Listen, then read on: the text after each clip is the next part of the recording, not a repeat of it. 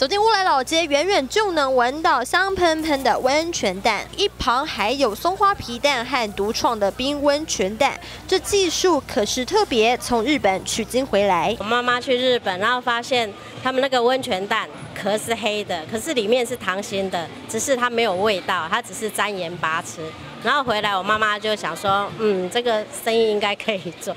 来到乌来逛老街不稀奇，附近的景点红河谷玩 SUP、溯溪放松，还能走进山林找秘境，好好来场芬多精沐浴。漂亮啊，就这样的路，然后公寮那边你可以在那边煮饭，也可以在那边睡觉休息。往那边再走进去大概20分钟左右，它有一个溪哦，那个水不太深啊。那边很多人夏天的时候都在那边玩水烤肉啊。不想爬上爬下太辛苦，想在室内看景也不是问题。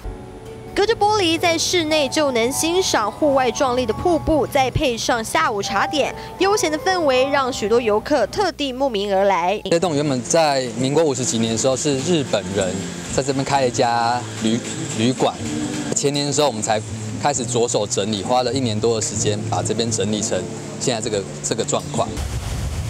水流从高处直泻而下，乌来瀑布的壮丽景观成为卖点，也为乌来带来不一样的新气象。八大新闻陈信、许孝群新北采访报道。